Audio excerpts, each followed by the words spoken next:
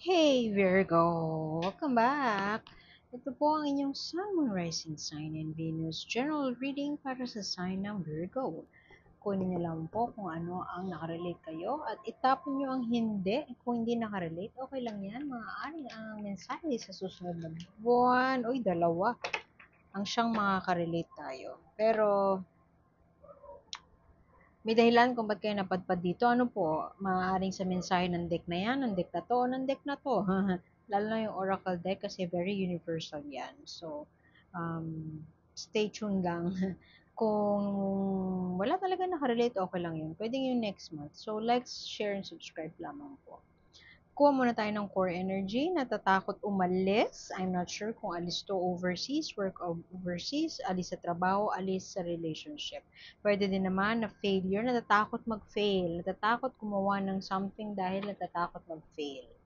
Natatakot na ma-reject, natatakot na sabihin, gumawa ng aksyon. Kasi once yung dalawa, six of wands and two of wands, may pinlano na dati, parang two steps forward, three steps back. So, forward ka, no, gagawin ko na to. Pero parang, ay, hindi na lang pala. I-overthink mo forever, tapos parang tatalikod ka, parang, ay, wag na lang pala. Tatakot ako, ganon. So, pwedeng natatakot na ma-reject, natatakot na mag-fail, natatakot na magkamali, may pangamba. Lagay ko na yun doon. Hindi nyo na siya makikita sa frame or mapuputol. Explore natin siya with another deck kung ano ang ganap sa buhay ni Virgo this month. Uy, Nine of Wands. So near yet so far. For some of you, you could be in a 9-year relationship, or for some of you, you could be in a 9-year work relationship. Tas parang, mag-resign na kaya ako? Pwedeng ganon. O kaya mag-aral kaya ako ulit? Mag-masters kaya ako? O kaya naman, kung nasa relationship, parang, shit, napapagod na ako. Parang endless battle ito. Kailan kaya matatapos? Palalayain mo na ang sarili mo sa isang sitwasyon na parang nagtatrap sa'yo, ano sa'yo, parang naglilimita sa'yo. Changes, maraming pagbabago ang sisimula ni Virgo. Kung hindi magbabago this month, November, magbabago as in sisimulan mo ang pagbabago kasi parang napapagod na ka na. Itong laban na ito parang hindi natatapos. Ito yung yokai. Ang yokai ay supernatural beings or mythical creatures from Japan. So, this is a yokai tarot deck. Ang cute, diba? So, ito yung oil sipper na bata. So, uubusin niya lahat ng lamps or lanterns na nakabukas. Higupin niya yung mga oil doon. So, kung higupin mo yung oil, I mean, figuratively, gupin mo yung oil, bangag ka na. Pwedeng nababangag ka na o nababaliw ka na daan sa ganap sa iyong career or sa love. Wala pa ako nakikitang cups eh. So, pwedeng hindi love to, pwedeng career. Pero general energy ay ikaw na bahala kung tingin mo kung ang pumunta ka dito dahil sa love reading.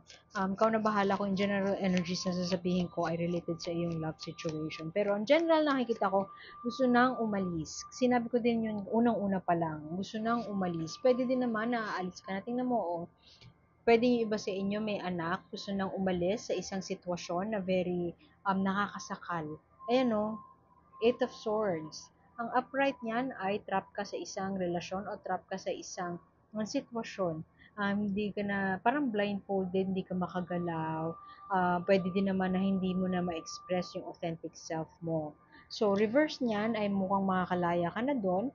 Pagsisikapan mo maigi ang paglaya doon. Pwede din naman na, kumbaga, i-distract mo yung sarili mo sa pag-aaral. Mag-aaral ka ng bago. Pwede ding workshop yan, pwedeng I don't know kung ano yung aral na yan, pero aalis ka sa sitwasyon na hindi na nagsuserve sa'yo. At pwede naman na, di ba sa inyo, may anak, dadalhin mo yung anak mo, bit-bit mo. Pwede yung iba sa inyo tatakas eh, hindi siya magsasabi dun sa partner kasi pwedeng masyadong kontrolado ng partner mo yung buhay mo to a point na mahirap umalis.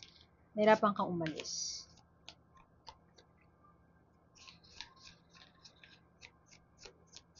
Puwede din naman na napapaisip ka kung ano ba, itutuloy ko pa ba 'to kasi nga parang feeling mo wala kang kakampi.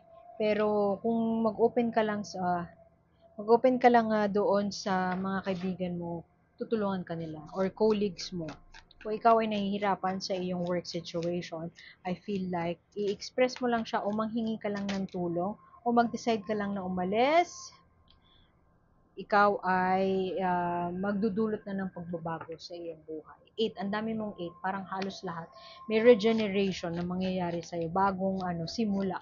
Yan nakikita ko. Wala akong nakikitang ace dito, which means new beginnings. Pero, ang 8 is parang parang, alam mo yung forever ka na lang nasa isang sitwasyon na unless umalis ka, nandun ka na lang forever. 8, 8, 8.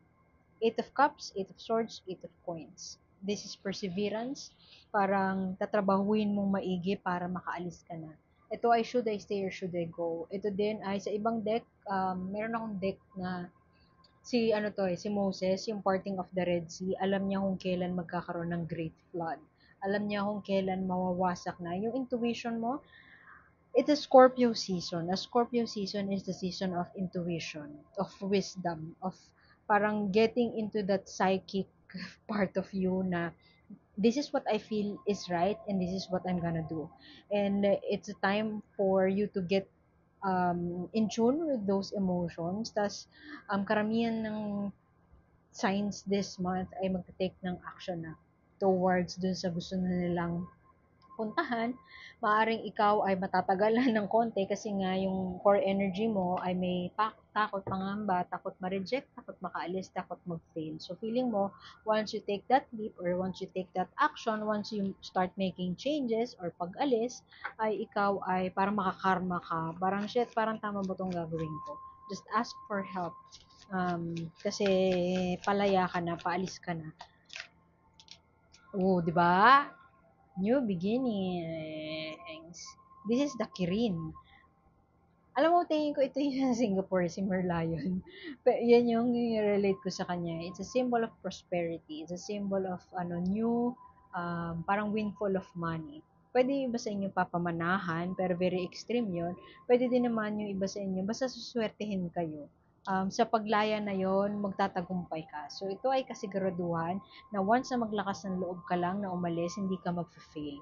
So, nakalimutan ko itong The Emperor in reverse. This is an affirmation. Clarification siya nitong Nine of Wands. Pagod ka na sa isang enerhiya na nagkokontrol sa iyo. Pagod na pagod ka na sa isang enerhiya na sobrang stricto, nitpicky, pwedeng aristo, very demanding, maraming gusto na gawin mo pero hindi labag sa kalooban mo.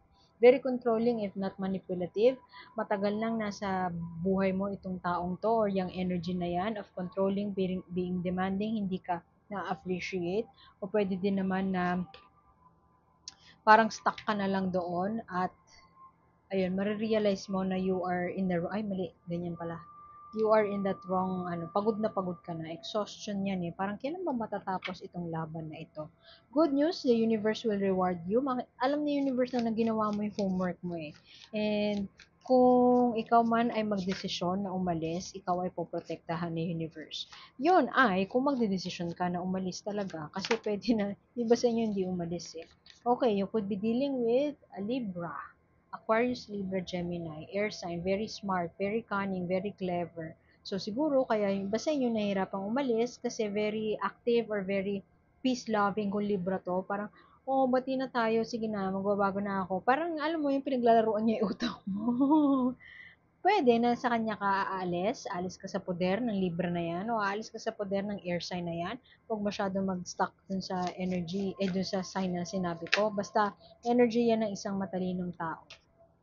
Pwedeng doon ka aalis sa poder nun o papunta ka towards that person, that intelligent person. Ooh, may dalawang king dito, Virgo. Pwedeng ikaw ay namamangka sa dalawang ilog. Pwede din naman na dalawang tao nagkaka-interest sa'yo.